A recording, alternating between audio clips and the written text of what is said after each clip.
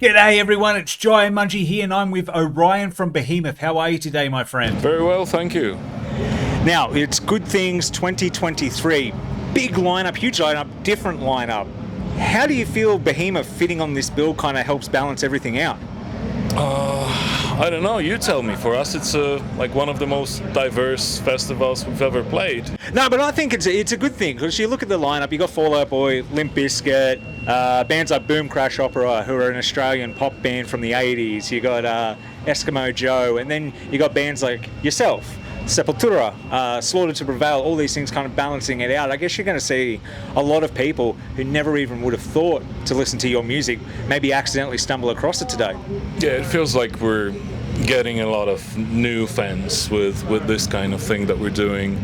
And it felt like this yesterday on stage. Like there were people just passing by, and they're like, "Oh, that's interesting. That's different." So, yeah, I think we're getting some new fan base here, which is great. All right.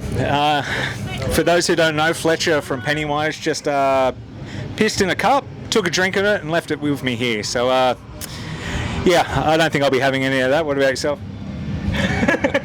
No, thank you. No, thank you. He's an interesting gentleman. All right, he's gone. Touring for the last album, like that kind of, it blew up big and it's kind of shown a more progressive side to the band. I think you're getting a lot more, I don't know, it almost feels like it's less about songwriting. It feels like you guys are writing scores now. Every piece of music feels a little bit more like a piece of art. Maybe that's just my opinion of the thing, but what's your take on that?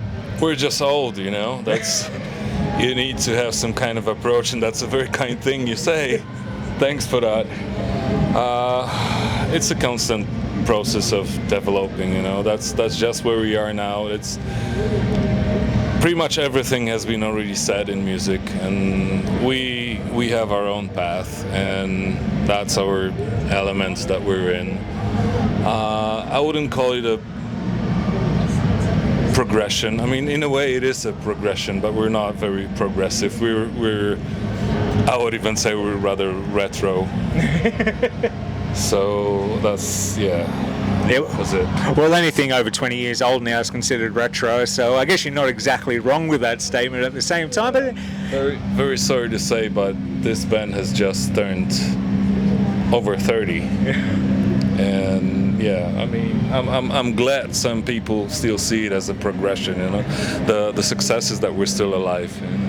I guess now that over 30 years, you're almost bordering on being classical metal. Like you think of these bands? I'm not going to be around by then, but hopefully. How'd you find writing this album compared to the others? Because this was the first album, I believe, after the pandemic. Like, did that change kind of how everything went for you guys when it came into recording things, or did you have that extra time during the downtime to kind of map out everything you wanted to do? We did have way too much time for that, and apparently that's never a good thing. You know, we've used to working on schedule, and even it doesn't really sound the most creative.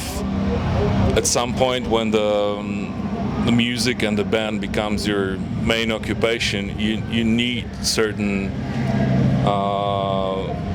rules to operate with. You know, for this last one, we didn't really have any timeline or deadlines or whatever, and we took a long time to write it, then to track it, then to mix it. Yeah.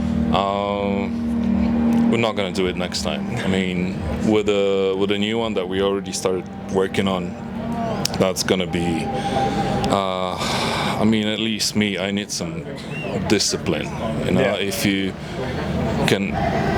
If you're able to work on one thing over and over, and you're an artist, you're never happy with it, you know. There's always certain things that you may change. If I look back on the things that we've done in the past, I would pick things and keep changing them. Yeah. And you need to be able to close the thing and just not look back, you know. And I like the fact that the pandemic is over, and then we don't have to do that anymore, you know.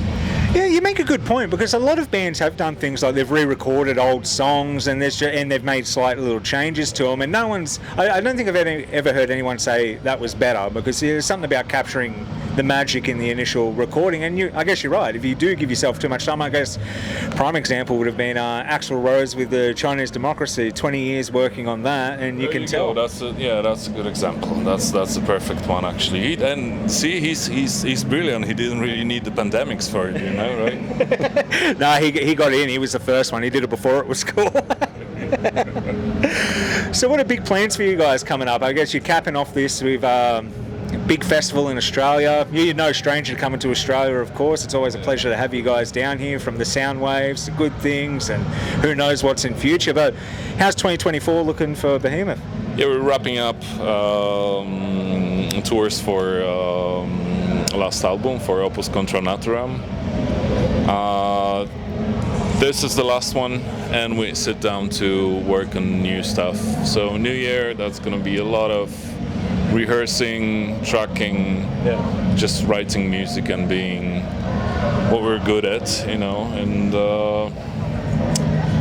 we're probably going to do festivals in Europe next year, and that's pretty much it if it comes to touring. So the next year is the studio for us, mainly. So you get a bit of a studio year, a couple of shows here and there, but you kind of get to relax a bit, I guess, as much as you can. Work more than relax. We've had enough relaxing during the pandemics. It's time to move on and to do things instead of look at things. No, well, I won't keep you too long, because I know you've got your gig coming up very, very soon. I don't want to make you late. I don't think they'll be too happy with Jai over here if you're late for the show. But is there anything you just kind of wanted to sign off to the Australian fans? Just thank you for the last, I guess you're ending the tour here. Best for last. I'm just happy to be here, and every time I come to Australia, I always think that I could stay and live here. It's a beautiful place. You guys are lucky to have it, preserve it. Just the only thing is you're at the end of the world, and I don't like that. But other than that, I'm happy to be here, and I'll be very happy to come back. And we'll be happy to have you back, and thank you for bearing that flight. I've done that long flight myself. It's not fun. If you haven't done it, you maybe understand why bands don't always tour Australia. It's hard on the back as you get older. You're actually talking about the thing that I have a big issue with, because my back is not good, and I'm having lots of discomfort during the flights, but that's the part of the deal. I have to live with it, and you always got to sacrifice a little bit to put it in. But once again, mate, thank you so much for your time today. I'm looking forward to the show, and it's going to be a good one.